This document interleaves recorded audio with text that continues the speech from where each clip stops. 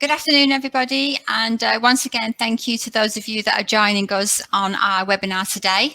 The topic for today's webinar is centred around the real living wage, and that's nicely coincided with the fact that it is actually Real Living Wage Week this week, which obviously commenced on Monday when the announcement was made about the increases to the real living wage rates. And for those that haven't heard, the rate has changed now from £9.30 per hour up to £9.50 per hour for our area.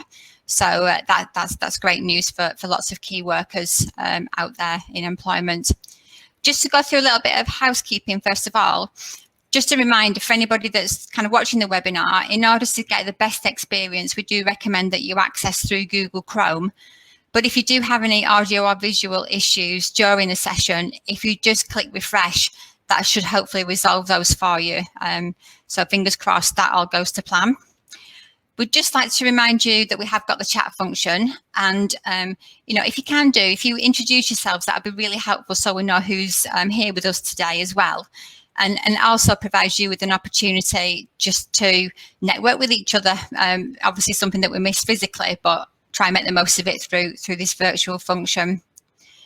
We'd also like to encourage you to ask any questions, and you'll see a questions tab there. So please use that to raise any questions for the panel.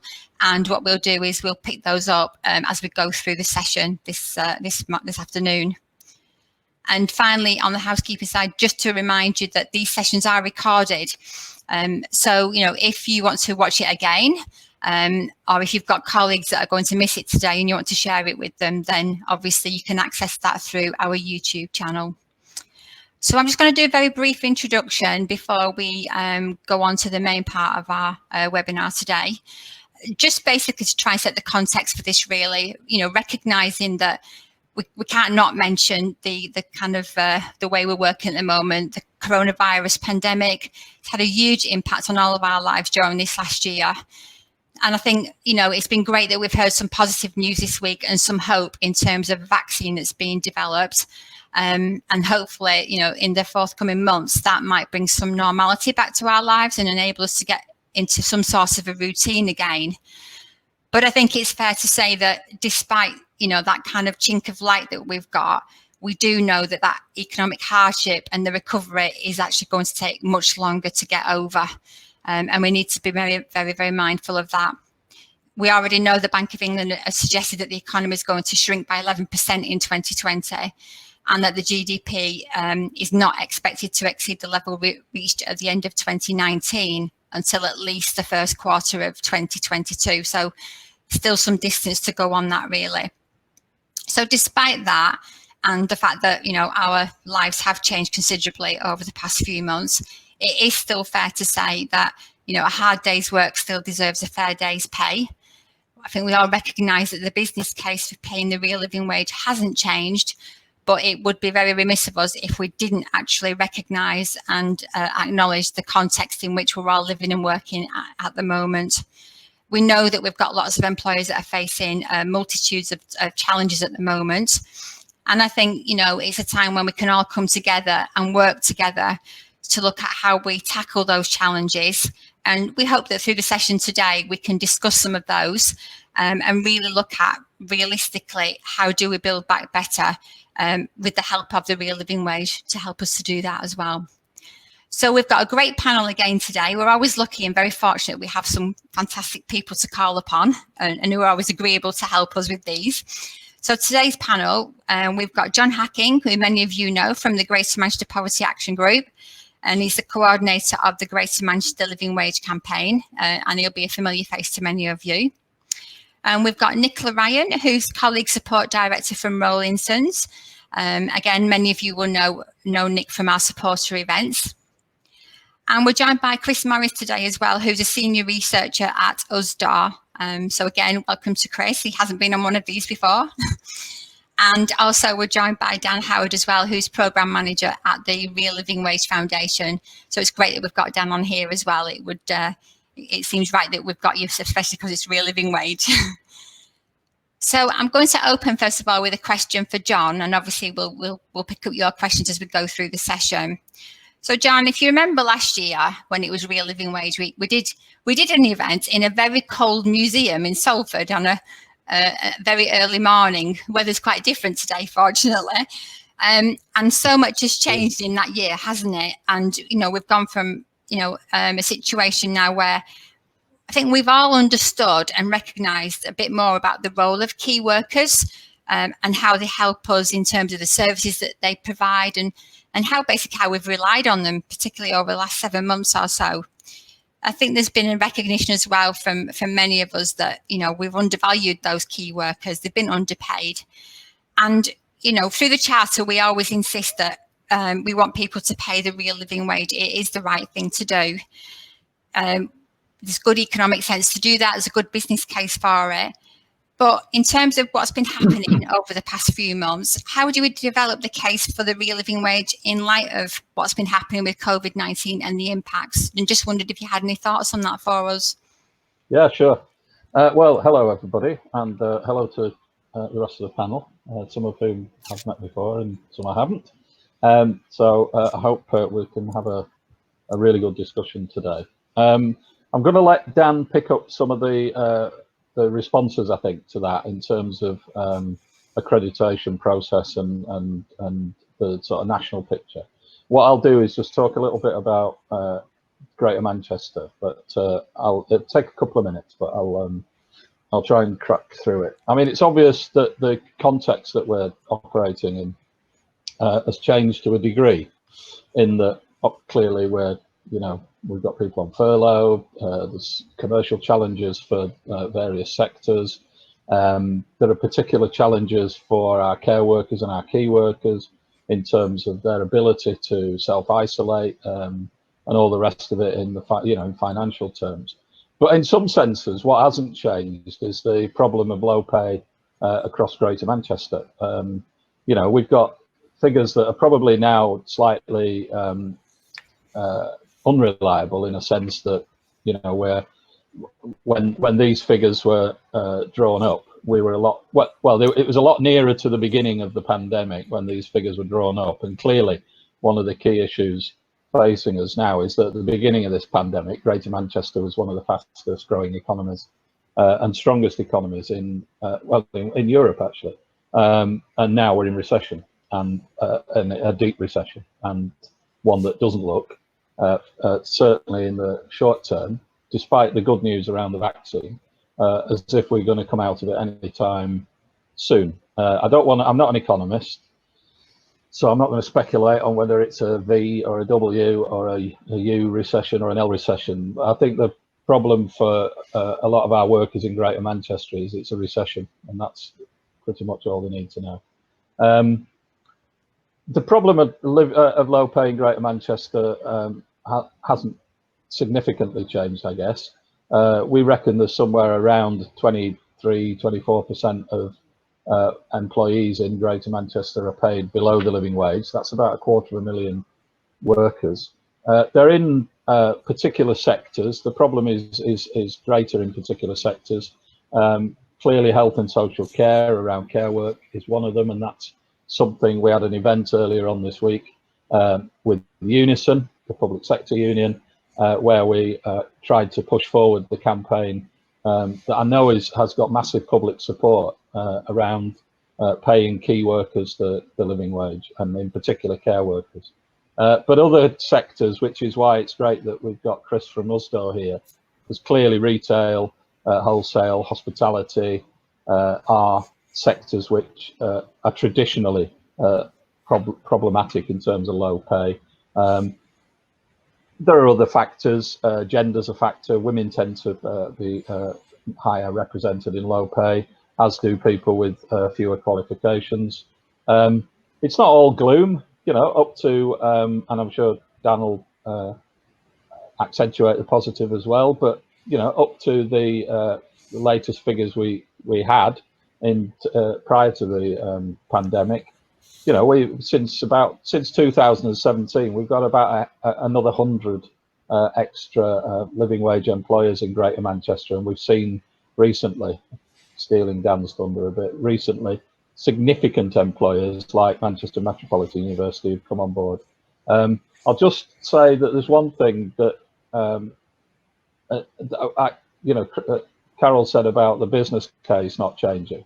It hasn't changed. I mean, the arguments, which I'm sure Dan can articulate better than me, but the arguments about staff retention and all the morale and all the rest of it, as well as the social benefits, the issues that we discussed on Tuesday around the care work issue, are equally applicable, I think, in some of the more foundational economies like hospitality and retail, are around people's health and mental health. I've been saying now for a while that it's pretty obvious from the information that I see that the next pandemic will be a mental health pandemic. The impact on people in this is quite significant, and whilst paying them more money is not the only answer, it's not a magic wand. It's certainly the level of income you get is directly related to your anxiety and stress. It removes some of those issues, but also the thing that Dan and I have been discussing over the last few weeks and months around the Living Hours campaigns, around more and better, and this is why the charter is something that we engage with on a regular basis, around decent work and fair work, and more stable and sustainable employment, which again is all wrapped up in the issues around health and well-being. So I think the answer is, that was a long introduction to your answer. The answer is that we need to keep doing what we're doing. We had lots of discussions over the summer about whether, as a campaign, we focus on the momentum around the key workers and the care workers, or whether, in a sense, press on with opportunities, or whether what we do is we focus our energies with our stakeholders and partners in trade unions, housing associations, in the private sector, on basically holding what we have. And I think the message came from our supporters and activists was we want to do both, because they're both equally valid, but we have to recognise that there are probably different strategies and different tactics and techniques required to sustain living wage employers in different sectors. It is clear that people working in bars have similar issues around anxiety and well-being and all the rest of it that low pay brings. But the solution to that, in terms of focusing on how the employers are engaged with and how we help them. And I think the answer is that we have to work with the employers, we have to enable them, and we have to keep convincing them that the case for paying a living wage is correct. And I know there are some things that Dan will want to say about that, so I'll stop there. No, that's really, really helpful. And I think you're right, John, in that, all of the real living wage is one of the characteristics within the Good Employment Charter as well. And we've always said about the fact that with all of the 7 characteristics, they all intrinsically link. And as you've said, with the real living wage, it does impact so much on so many aspects of people's lives as well, doesn't it? Like the mental health and the anxiety, etc. So I think it's really important, and I think you're right that we've got to kind of all work together to tackle this. It is definitely the right thing to do from a business and a society perspective. So that's really good. I'm going to come to Nick now, because in terms of kind of dealing with people directly in the workplace, Nick, you're obviously seeing some of the impacts of all of this over the past few months, and you've always been advocates in terms of making sure people are paid a decent rate of pay. But in these kind of tough economic times, how have you managed to address the ongoing commitment that you have to the real living wage? Yeah, thanks, Carol, and good afternoon, everybody. I think the central point for all of this, really, for our business, is about care for colleagues. So as well as our commitment to real living wage, we pay full pension for colleagues so that they didn't see a reduction in their take-home pay from auto enrolment, and we will be announcing our annual profit share this month to colleagues as well. And I guess in response to that, we really feel for those companies who genuinely can't afford to pay a real living wage. But we think in times like this, where it's really tough, it's tougher for the lower paid. they always feel the impact of this far greater than anybody else. And so I guess our commitment is really that this is a time for kindness and for making sure that we commit to that, so that those people aren't suffering unnecessarily and more than what they should be in already tough times. So I guess our commitment to this is because it's the right thing to do, and also to touch on some of the things that John mentioned when we think about colleagues' mental health. I'm sure we can all appreciate as individuals how difficult it can be, and the pressure that places on an individual mentally if they've not got enough money to live. And so for us, we want to remove some of those barriers, and we want to support our colleagues to be able to be happy in and out of work. And we are worried that perhaps some employers might use this, as an opportunity to exploit colleagues and exploit the lower paid. And now is really a time for kindness and care, and for us to be able to get through this crisis together.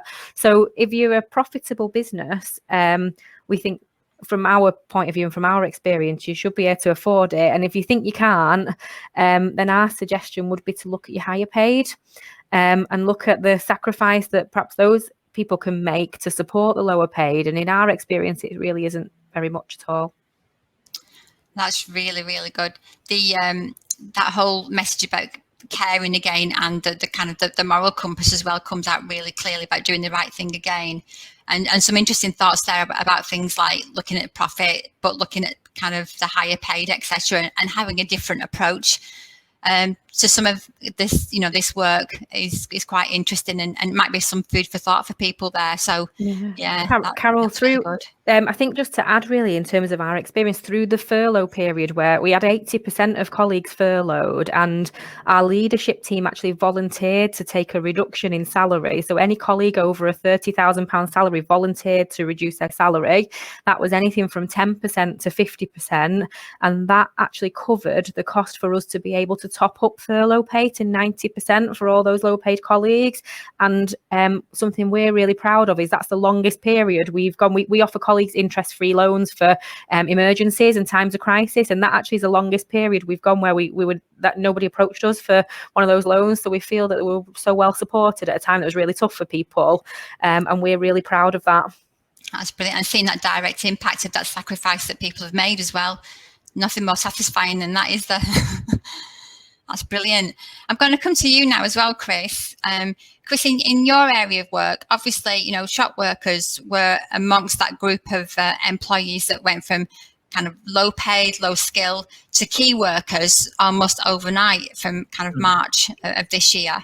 So I'm just interested to hear from you in terms of, how have your members and the employers that you work with responded to the increases in the real living wage? Thanks, Carol. And I think first, thanks very much for organising it and sort of inviting us to attend.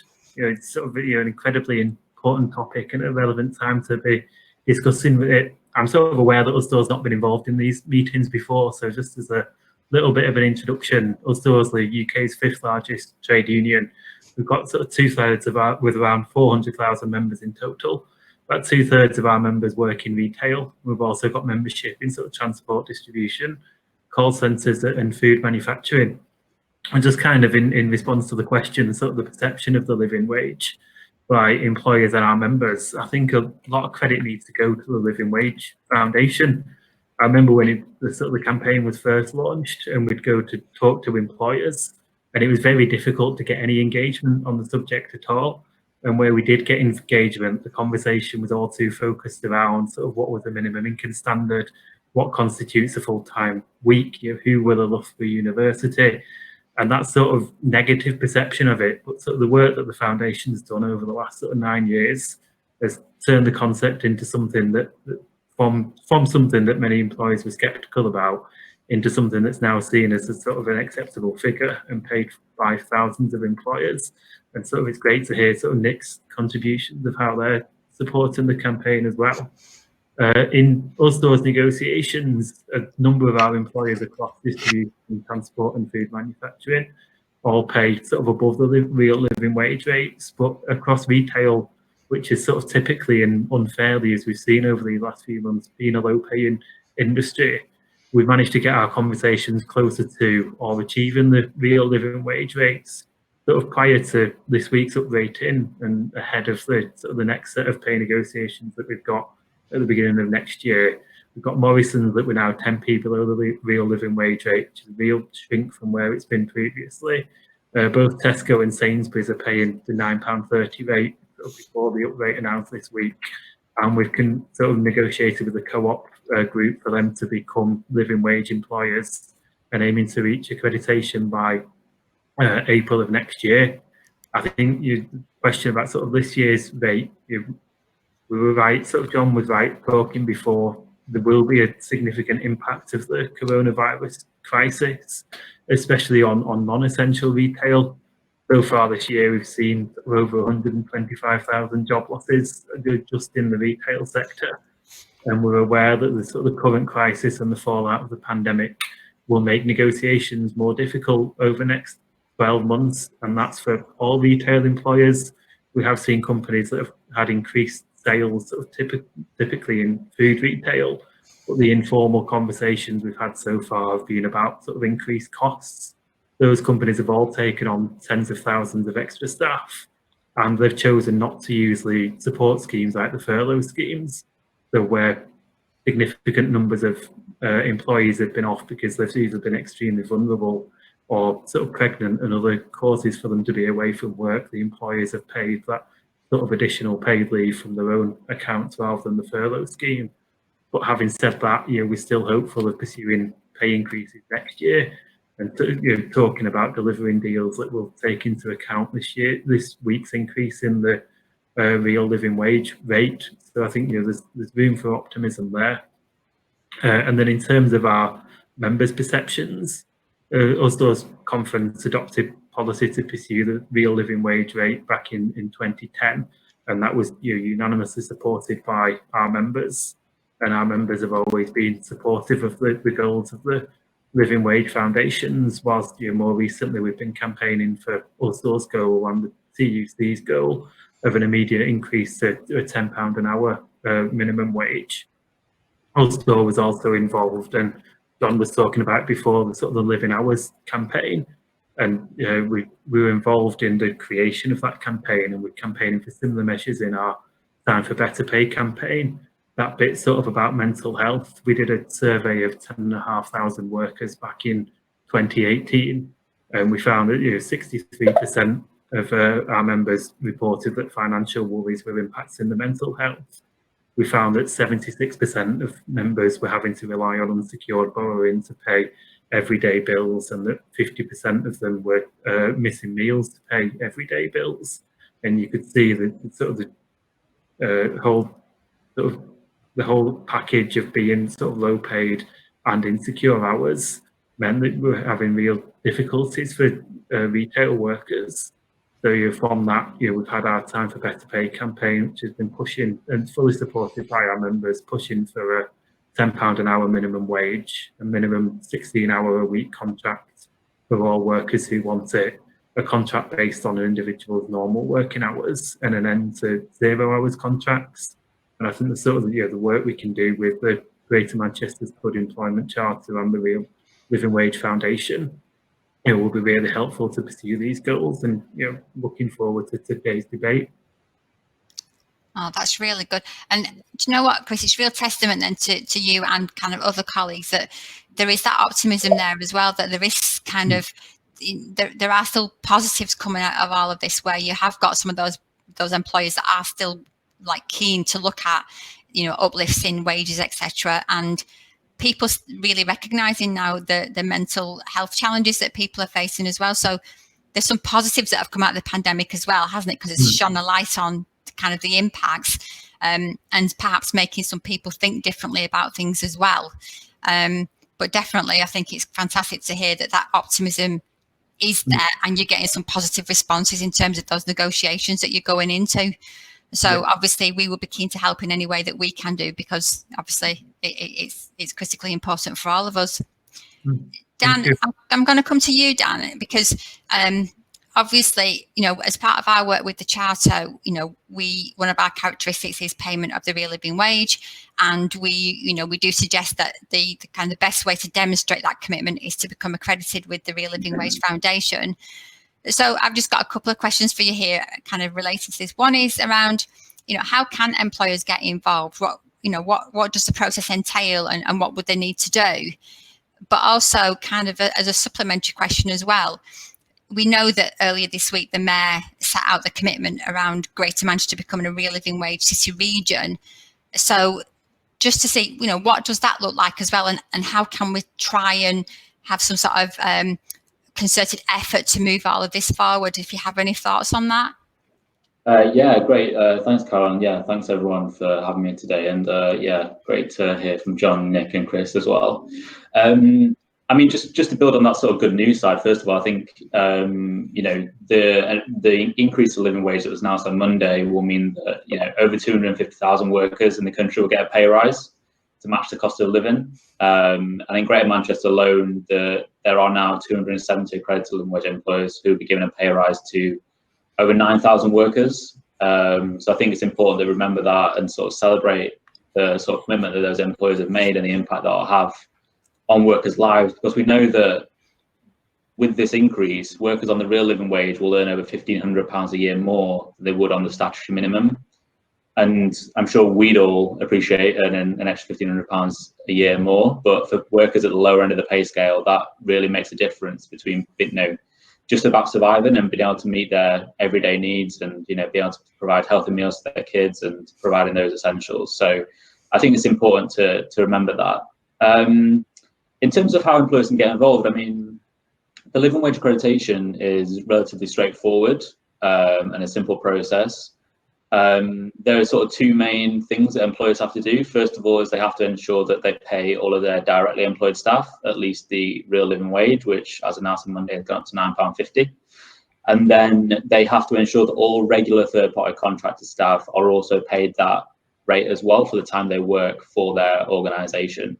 So these are staff like cleaners, caterers, security guards, lots of these workers who are typically in low-paid industries, but have been designated key workers in response to the pandemic. And I think that's why it's a really important aspect of that. And I think for lots of employers that we work with, we see the impact coming through the implementation of the living wage on third-party contracts. So that's a really important part to look at. And I think, Chris and John alluded to this earlier, but if you are an accredited living wage employer, then do have a look at our living hours standard that we sort of have been developing over the past few years. So we announced the first living hours employers last month. And living hours is really a standard that has been developed over the past 2 or 3 years, and it seeks to provide security of hours and notice periods alongside the real living wage. I think it recognises that even if you are paid the real living wage, you still need more.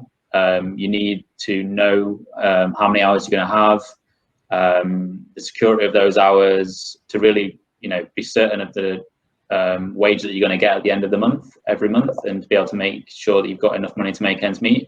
So if you are an accredited living wage employer, then I would say look at that, if you're meeting the standard, and if you are, then get in touch with us and we can sort of take you through that process as well. And then moving on to the sort of the commitment of the Mayor to make Greater Manchester a living wage city region, I think it was great to hear the Mayor make that commitment on Monday. I think we at the Foundation are really excited to work with the Mayor and his team on achieving that status. I think we want Greater Manchester to become the first city region in the UK to achieve that status as a living wage city region. In terms of what it looks like practically, what it'll be is that the Mayor will sort of convene groups of employers, industry groups, and also place-based groups as well, to set targets and plans for the increase in the number of living wage accredited employers, but the number of workers who are covered by the living wage commitment as well. So that'll be looking at involving groups like the one in Salford, who have been recognised for their work in making Salford a living wage city, and working in other cities as well in Greater Manchester who are keen to get their cities recognised as making them living wage cities as well. But it'll also be looking at specific industries, so working with industry bodies and groups that already exist in the city region to see how we can work together to grow the number of living wage jobs in those specific industries as well, where low pay is concentrated. So that's what it will look like. I think it's going to be a big piece of work, but we'll be looking to work with the mayor and his team to set some ambitious targets on that, and yeah, get the city region to be recognised to be doing this. I think, you know, the progress that we've seen in Greater Manchester has been fantastic, and I think it's testament to employers, you know, not waiting for the government to make changes to the statutory minimum, but stepping up themselves and taking it upon themselves to invest in their workers, protect their workers from in-work poverty, and really lead the way on this and show that it can be done. So yeah, we're really excited to build on that and to get the city region that recognition, and also, you know, grow. I mean, it's all about growing the number of workers who are paid the real living wage. So that's ultimately what we want to do. No, that's fantastic, and yeah, we are a very ambitious city region, and you know, we do like to do things and do them properly, which I think is fantastic, and it's kind of in the blood, I think, for this region. And I think you're right as well, Dan, in that mention of the kind of the third party contracts as well, because sometimes they are a bit of a hidden workforce, aren't they? And I think some of the work that we've done, you know, we've certainly prompted people to think about that kind of third party contractor and their role in all of this as well. So the more that we can influence those, I think that will play a big part in moving this forward as well. So yeah, exciting times ahead in all of that, I think, for all of us. I'm pleased that we have got some questions coming through already, so I'm going to go to those, conscious that, you know, we haven't got lots and lots of time. But the first question that I'm going to come to is from Katie Andrews, who's asking, what would you say are the biggest barriers around businesses getting on board with the real living wage? So I don't know who wants to have a go at that one first. I wonder, I mean, maybe Dan, in terms of what you're finding from some of the employers that you're working with, are there any particular themes coming out? Yeah, I can definitely give an answer to that, but I think it'd be good to hear from Nick as well about what your perspective is on it as well. I think, you know, some of the main barriers are that, especially at the moment, you know, we need to recognise that it is a difficult time for businesses right now. There's lots of uncertainty, and I think we'd be remiss not to acknowledge that. I mean, what I can say on that side is that at the foundation, we've actually seen big increases in the number of employers since the start of the pandemic. So we've had over 800 employers accredited since March. So, you know, there's been that growth in the living wage movement has continued, which is really encouraging to see from our side. I think in terms of the barriers, there's the barrier that, you know, this is often going to cost organisations more money. And I think there's not really a way to get around that. If you are going to pay people more, then it's going to cost more money. But, you know, there's benefits that come with that. It's sort of been alluded to that there's increased sort of retention, staff motivation and morale, as well as it just being a thing that is the right thing to do and is looking after workers as well. But we're also seeing that increasingly in sort of public procurement, that the living wage is becoming more and more important in that. So if organisations are working with local authorities or public sector organisations, then paying the real living wage is a key sign that you are a you know, responsible employer. I think, you know, in terms of other challenges, I would say if there are ones that are often specific to certain organisations, and I would say, you know, get in touch with the foundation and we can talk to you about that and share experience from the network about how other organisations have overcome those challenges. That's great. Nick, did you want to say anything on that one as well? Yes, please. Yeah, I mean, our experience of the real living wage is that it is an investment and not a cost at all. And the truth of the matter is that happy colleagues really do make happy customers. And so has been fantastic for our business in terms of the quality of service and then the success of our business as a result. I wonder, just in terms of individuals, because I can't stress enough, and I'm sure for any of us who have been in this position, we know how hard it is to focus on your work if you've got money worries and you're thinking, how on earth can I afford to pay this or to do that? And wondered if I might share with you just a couple of quotes from some of our colleagues as we asked them recently about real living wage. So one of our colleagues said, the real living wage has allowed me to move my family, husband and two-year-old daughter out of a one-bedroom flat into a much better home. And another of our colleagues who's in their 40s and prior to working with Rowlinson has been on minimum wage all his working life, has said this is the first time in his adult life that he's not been in debt or overdraft. And I think that's like amazing. And they're the kind of things that actually prevent people from being happy full stop, but prevent people from being able to do a good job. So it really is an investment, and it's been fantastic for our business. Oh, that's absolutely brilliant. It's lovely to hear those quotes as well from real life experiences. John, do you want to say something? Yeah, I just, I mean, it's great to hear personal testimony and personal stories, because at the end of the day, that's what it boils down to. I think just a comment, it's come up a few times this week actually, around the challenges facing businesses, particularly commercially facing businesses. And that's about sustainability and the kind of economy that we want to build. I mean, living wage, in a sense, is and there is a question about, the balance between business and social case. It clearly is a social justice issue. I mean, there is a question about, the morality of businesses sustaining themselves by underpaying their workforce. And I think there's a question, certainly, driving the charter in a sense, and the whole issue around public procurement and how we use tools that we have to build a fairer and more just. We talk a lot about Build Back Better, and we're very keen. One of our key messages in the campaign is to put the better into Build Back Better. Otherwise, it's Build Back the Same. And I don't think anybody, particularly people on low pay prior to the pandemic, are signed up to Build Back the Same. So there is a social justice issue, and I think the question is often asked, what about businesses that can only sustain themselves in business if they've, either pay low wages or, are very, very precarious in terms of their terms and conditions, or even, cut corners in terms of health and safety and the welfare of their workers. Well, I mean, I think the answer is fairly clear from an economic point of view. We don't want businesses that do that. So we want to either work with them to improve them and to make them more responsible. And I think the majority of businesses, certainly ones I talk to, I'm sure it's the same, most businesses want to do the right thing. Exploitative, poor employers are exactly the kind of thing that the Good Employment Charter wants to take on,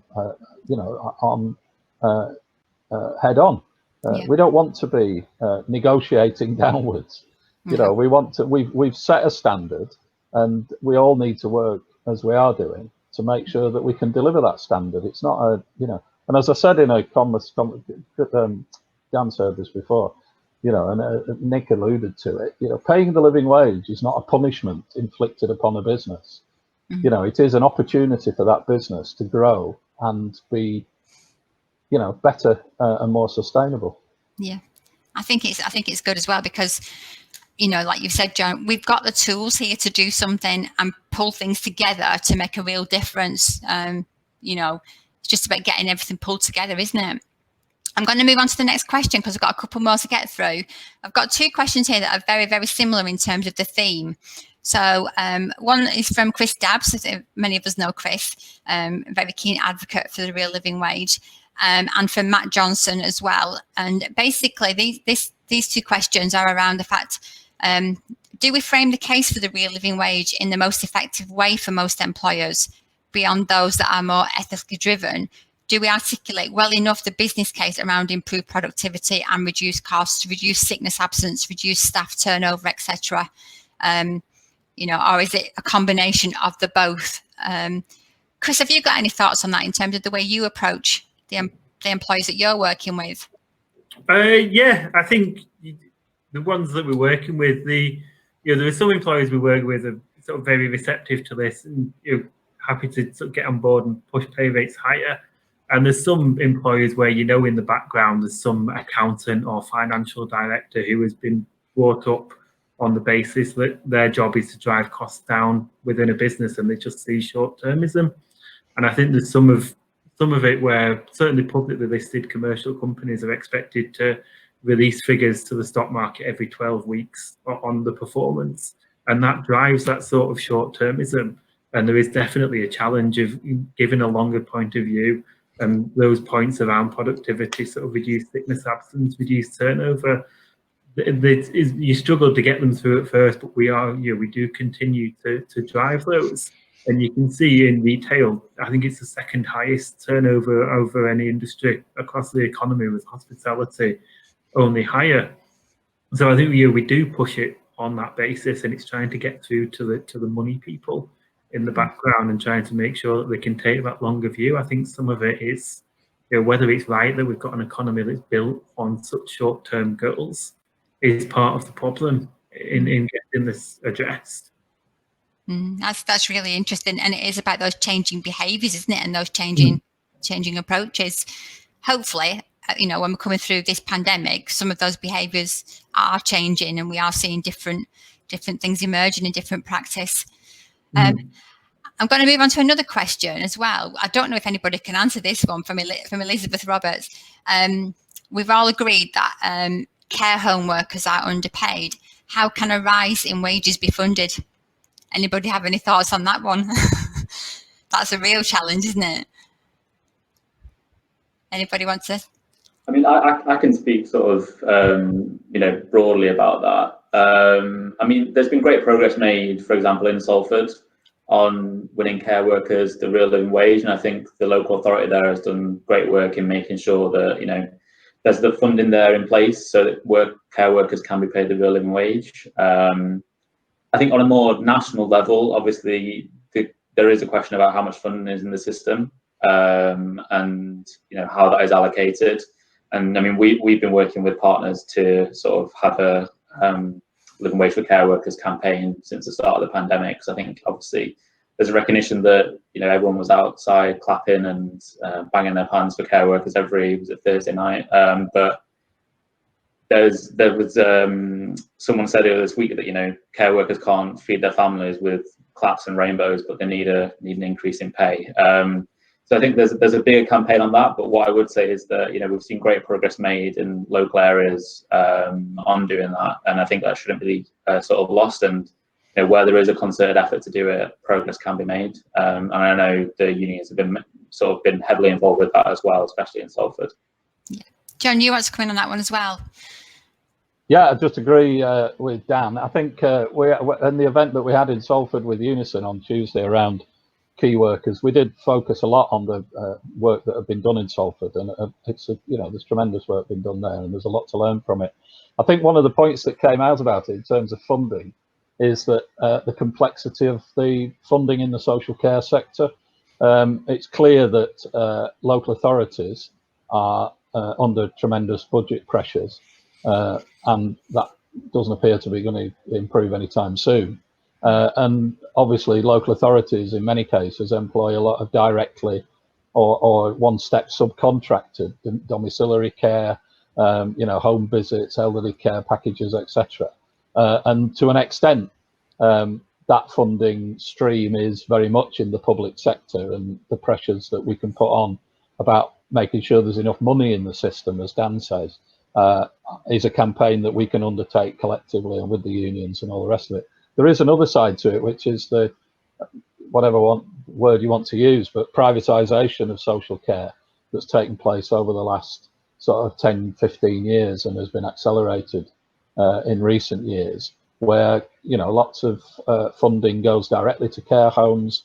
There are contracts directly with national, very large care home providers, and influencing that was one of the messages that came out of the event on Tuesday. Is a lot more complex and more difficult, intangible really, because the contracts are quite complex, and some employers, some of those businesses have already been given extra funds to support their care workers through the pandemic and have not passed that on in terms of sustainable increases in wages, and that is a kind of separate problem really. It's kind of more in the commercial domain.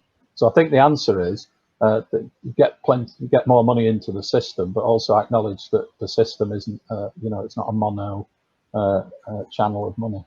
Yeah. No, that's and that picks up on a question that kind of we've had from Claire Jones as well, in terms of that recognition about the kind of the money and the outsourcing in areas of the public sector where employers are paying less than the real living wage and slashing terms and conditions. and Claire's asking how the Charter can help to prevent this and ensure public sector contracts are not awarded to employers who do this. I think the thing to say on that, Claire, is that obviously there's a lot of work going on at the moment in terms of kind of linking lots of things together across GM. And one of the things that we've been looking at is, you know, the links to the social value framework, for example. But as I said earlier on, I think there's lots for us to do in terms of, we've got the tools here. It's about how we pull everything together to provide one consistent message and give the support to employers as well to help improve things in all aspects of this topic. I'm just going to go to one very, very final question because we're almost out of time. And this is from Julie Clare. Do you find employers are paying apprentices the living wage too? I know from our work on the Good Employment Charter that, you know, we have seen there's a lot of employers that are involved with the Good Employment Charter who are paying apprentices the real living wage. I know there's others might want to come in, but very quickly, I mean, there is a good example this week, and it was just published yesterday, of housing providers in Greater Manchester, in particular, one of them, Rochdale Borough-wide Housing, actually published some information and comments from some of their apprentices, because they do pay the real living wage to some of their apprentices, and it has an interesting impact actually on their recruitment. Some of their apprentices are in the older age bracket because being able to be paid the living wage allows them to be apprentices and to still sustain their family and their lifestyle. So if you want to find out, there's lots of it on our Twitter feed, which is GM Living Wage. There's stuff on the Rochdale Borough-wide Housing, and I'm sure that we can put a link out there. So the answer is yes, and there are some good examples. That's brilliant. And Rochdale Borough Housing are a supporter as well. So it would be great if we could get some of those those quotes from the apprentices and share them as well. Christy, do you want to say something on that one before we close up? Yeah, just a quick one. So USDAW, we have a sort of a learning offer and an education team who helps broker many apprentices across the retail sector. And for most of our employers, apprentices are paid at the rate for the job. And that was quite simple. So it's outsourcing time, maybe just below the living wage. We've been arguing with the Low Pay Commission for a number of years that the apprenticeship rate is just completely outdated and wrong. There's now the apprenticeship levy in place, which provides funding for employers to be able to provide apprenticeships. So we should know that it was never a correct argument that apprenticeships should be paid less, but it's now even worse that the apprenticeships levy are there to help the funding of it. So where we did see some employers outside of retail try to use apprenticeships at lower rate, we've got those raised now, and the only time we see the apprenticeship rate being used is unscrupulous employers who aren't necessarily offering a real apprenticeship and just using it as a sort of a reduced pay rate. And the Low Pay Commission has this year been looking at it, and we're hoping to get a raise in the apprenticeship rate, but I don't think that fight's over yet. But we are pushing for it as hard as we can. Oh, that's great. Nick, did you want to say something finally before we finish? I can just see your hand up there then. Yeah, just very quickly, because I think it's a really important point that the business case for the real living wage is really strong. And for us, that has meant much higher profits. It's meant customer satisfaction up from 43% to 98%, and colleague satisfaction from 34% to 100%. So the for anybody who thinks this is like fluffy and woolly, it really isn't. And the business case for it is huge and really positive for us. That's brilliant. I always knew that this session was going to be tight on time because it is such an important topic and also quite emotive as well, because people feel very passionately about it. But we have unfortunately run out of time. So I just want to thank all the panel members who have been brilliant and shared their expertise with us. Obviously, as I've said, people can access the webinar through our YouTube channel if you want to watch it again or share it with colleagues.